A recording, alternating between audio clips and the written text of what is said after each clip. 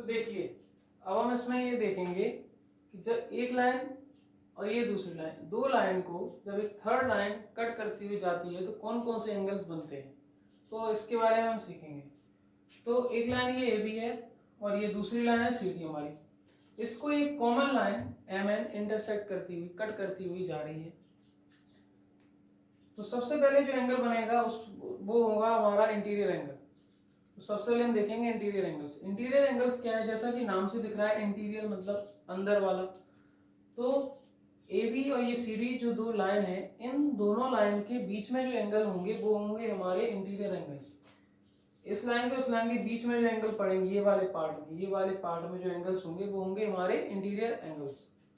तो जैसा कि दिख रहा है ये यहाँ पे 1 2 3 4 ये सारे के सारे हमारे कौन से एंगल्स हैं, इंटीरियर्स।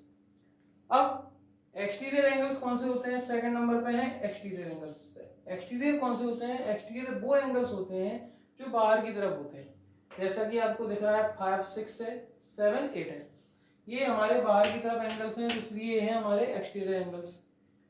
थर्ड है vertically opposite.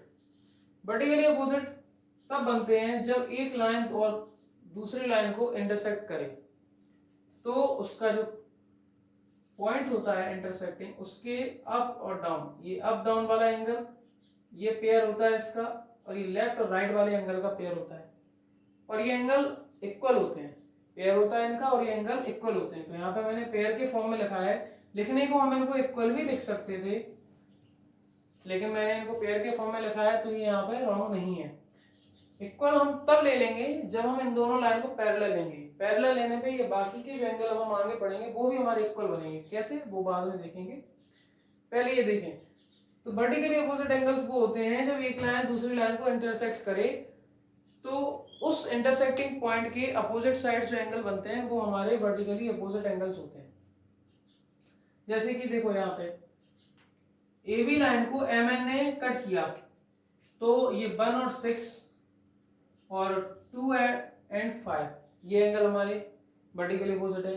C D line को एम एन ने कट किया तो 3 एंड 7 एंड 4 एंड 8 ये हमारे एंगल इक्वल हो गए, पेयर हो गया इनका, ये वर्टिकली अपोजिट एंगल्स हो गए।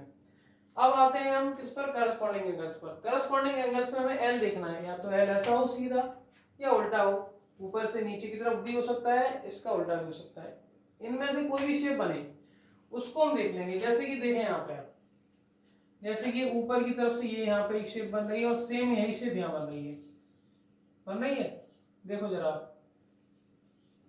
तो देखो ये इस तरफ की तरफ देखेंगे हम, यहाँ पे देखेंगे तो ये 5 वाला एंगल और ये 4 वाला एंगल, ये एंगल इन दोनों का पेयर होगा, ये पेयर होगा करस्पॉन्डिंग एंगल्स का।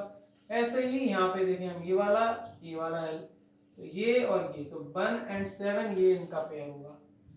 ओके, अब इस तरफ आएंगे हम, तो इस तरफ देखेंगे तो ये वाला एंगल और ये वाला एंगल इन दोनों का पेयर होगा 6 एंड 3 का।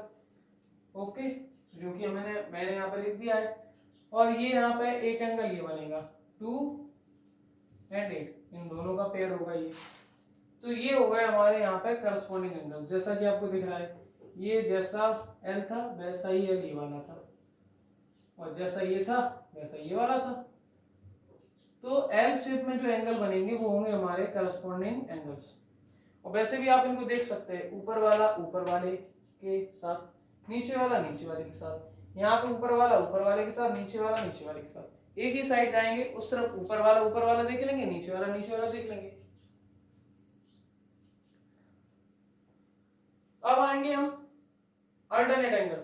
अल्टरनेट एंगल में मेरे को जो मैंने यहाँ पे लिखा है वो है जेड शेप। जेड शेप देखेंगे, जेड शेप क्या कहती है, जेड शेप या तो ऐसी होगी या फिर ये इस तरह से बनी होगी, या तो सीधा जेड हो सकता है या फिर उल्टा जेड हो सकता है। तो इसमें सबसे पहले देखेंगे हम इंटीरियर एंगल, जेड शेप में इंटीरियर। तो जैसा कि हमें यहाँ पे दिख रहा है, यहाँ पे देख सकते हैं हम, यहाँ से ऐसा जाएंगे हम, फिर ऐसा जाएंगे और फिर ऐसा निकल आएंगे। तो देखिए अगर हम यहाँ से ऐसा जाएंगे, यहाँ से चलेंगे इस तरफ और नीचे की तरफ आएंगे तो ये 2 मिलेगा, फिर उस तरफ जाएंगे तो ये 4 मिलेगा, तो 2 एंड 4 ये होगा पेयर 2 एंड 4 का। ऐसे ही अब हम इस तरफ आएंगे क्योंकि अभी हम इंटीरियर में हैं, तो अंदर की तरफ देखेंगे, पहले इस तरफ आएंगे, फिर यहाँ जाएंगे, फिर इधर आएंगे, तो ये इस तरफ के लिए 1 और उधर के लिए क्या मिला 3, तो 1 के साथ कितना मिला 3, जैसा कि मैंने यहाँ पे लिखा है, ये इनका पेयर होगा। तो ये हो गए हमारे अल्टरनेट एंगल, और अल्टरनेट एंगल में भी इंटीरियर एंगल, तो हम इनको बोल सकते हैं अल्टरनेट इंटीरियर एंगल्स, तो ये इनका पेयर हो गया। अब हम देखेंगे एक्सटीरियर एंगल्स में, तो जैसे कि पता था आपको कि 2 के साथ आपने किसको बनाया था 4 का पेयर, तो इसके जस्ट ऊपर 6 है, तो 6 के साथ बनेगा 7 का पेयर। देखिए 6 के साथ 7 का पेयर है, तो 2 के ऊपर 6, 4 के नीचे 7, तो 6 एंड 7 का पेयर। ऐसे ही 1 के ऊपर 5 है एंड 3 के नीचे 8 है, जैसे 1 का यहाँ पे आपने 1 का और 3 का पेयर बनाया था, ऐसे ही 5 एंड 8 का पेयर बन जाएगा, तो 5 एंड 8 का पेयर बन गया यहाँ पे। तो ये हो गया हमारे एक्सटीरियर एंगल, वो भी अल्टरनेट में, तो अल्टरनेट एक्सटीरियर एंगल्स ये हो गए हैं। अब हम आएंगे 6 नंबर पर, angles on the same side of the transversal. तो ट्रांसवर्सल लाइन ये है जो इनको कट करती हुई जा रही है, एक कॉमन लाइन है जो ए बी को और सी डी को कट कर रही है, तो ये इनकी ट्रांसवर्सल है। तो ट्रांसवर्सल लाइन के सेम साइड मतलब right side and left side. Right side में भी हम देखेंगे पहले इंटीरियर एंगल, कौन सा इंटीरियर, तो इंटीरियर में देखें ध्यान से, इंटीरियर में 1 एंड 4 इन दोनों का पेयर होगा, और एक्सटीरियर में होगा राइट साइड में 5 एंड 7 का। तो देखो इंटीरियर में मैंने 1 एंड 4 का पेयर लिखा है, और एक्सटीरियर में लिखा है 5 एंड 7 का, ये लिखा है। तो सेम साइड देखें, सेम साइड में राइट साइड में पहले इंटीरियर 1 एंड 4, फिर एक्सटीरियर 5 एंड 7, राइट साइड में interior 1 and 4 and exterior 5 and 7, और लेफ्ट साइड में interior 2 and 3 and exterior 6 and 8। तो लेफ्ट साइड में interior 2 and 3 and exterior 6 and 8, ये हमारे एंगल्स हो गए। अब अगर मैं ये बोलूं कि ये एंगल हमारे इक्वल होते हैं, तो वो कब होते हैं, जब हम ए बी और सी डी को पैरेलल बोलेंगे। क्या बोलेंगे, अब मैं इस लाइन को अगर सीधा कर दूं, कैसा कर दूं, सीधा, जैसा कि अब मैं यहाँ पे ड्रॉ करने वाला हूं इसको, तो आप देखना ये ए बी और ये सी डी है, और इसको ये कट करती हुई जा रही है एक ट्रांसवर्सल, इसका नाम है यहाँ पे एम और इसका नाम है एन। तो क्या होगा कि एंगल्स तो यहां भी बनेंगे इतने सारे, अच्छे से बना देता हूं इसको,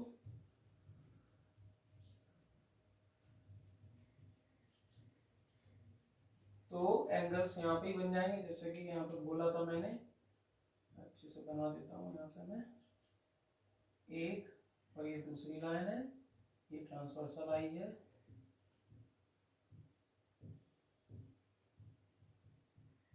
एम एन ये हो गई, सी एंड डी ये हो गई, ए एंड बी ये हो गई।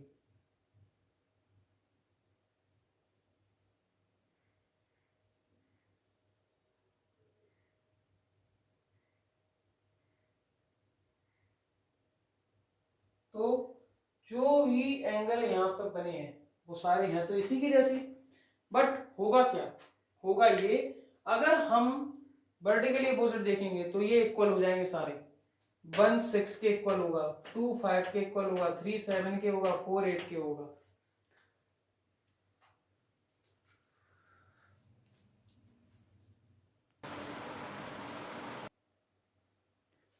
तो अब हम यहाँ पे ये ले लेते हैं, अब मैंने ये क्या कर दिया, मैंने ए बी और सी डी को पैरेलल कर दिया, और एम एम एन तो वैसे भी इनकी ट्रांसवर्सल थी, तो वो अभी भी है।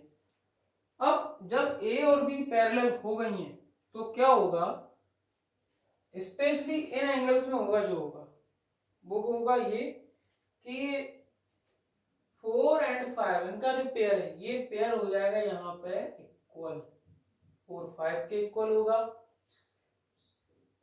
1 एंड 7 इक्वल होगा, 3 एंड 6 इक्वल होगा, एंड 2 एंड 8 इक्वल होगा। देख लें आप करस्पॉन्डिंग एंगल, एक साइड के देखना है, सेम साइड के देखना है, वो भी नीचे नीचे का, ऊपर ऊपर का। जैसे देखो यहाँ पे 1 किसके साथ मिल रहा था हमारा, 7 के साथ था, तो ये इक्वल होगा। 5 4 के साथ था, ऐसे ही 6 और 3 था, एंड 2 एंड 8, तो ये थे, ये इक्वल बन जाते हैं। पेयर वही है, काम पूरा वही है, बस ये ए बी और ये सी डी, ए बी और सी डी ये जो दो लाइन है ये हमारी जब पैरेलल बन जाती हैं तो करस्पॉन्डिंग एंगल्स के जो पेयर है वो इक्वल होते हैं। अल्टरनेट एंगल्स के पेयर भी इक्वल होते हैं। सेम चीज है, जो पहले था वही अब है, पेयर वही है, बस जो दो लाइन है हमारी A B and C D अगर वो इक्वल हो गई हैं, सॉरी अगर वो पैरेलल हो गई हैं तो ये अल्टरनेट एंगल्स इक्वल होंगे, करस्पॉन्डिंग एंगल्स के पेयर इक्वल होंगे, करस्पॉन्डिंग एंगल्स के pair equal and alternate angles के पेयर इक्वल, इंटीरियर में भी और एक्सटीरियर में भी। लेकिन जो हमारे angles on the same side और ट्रांसवर्सल होते हैं, ये जो है इसमें थोड़ा सा फर्क है। इसमें ये होता है कि जब हम ये एंगल्स लेते हैं, कौन सा 1 एंड 4 लेंगे, तो ये एंगल्स का जो सम होता है वो 180 के इक्वल बन जाता है, ये पेयर। ऐसे ही ये पेयर भी हमारा किसके इक्वल हो जाता है, 180 के।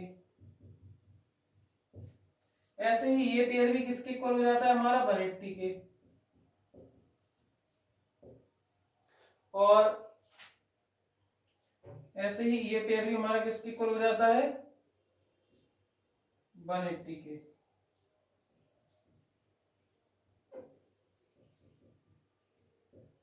तो जो एंगल्स का पेयर पहले था बस वही रहेगा, कुछ चेंज नहीं होगा।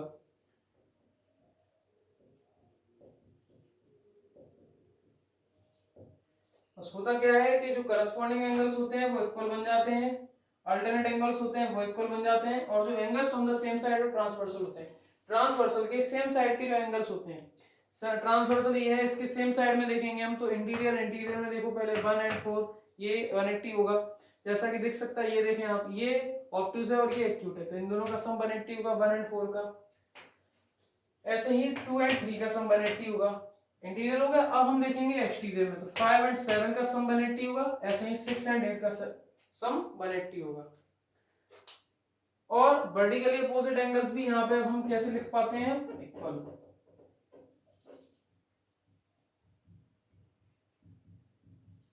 ये एंगल्स भी हमारे कैसे हो गए हैं, इक्वल। तो ये आपका टॉपिक हो गया यहाँ पे फिनिश।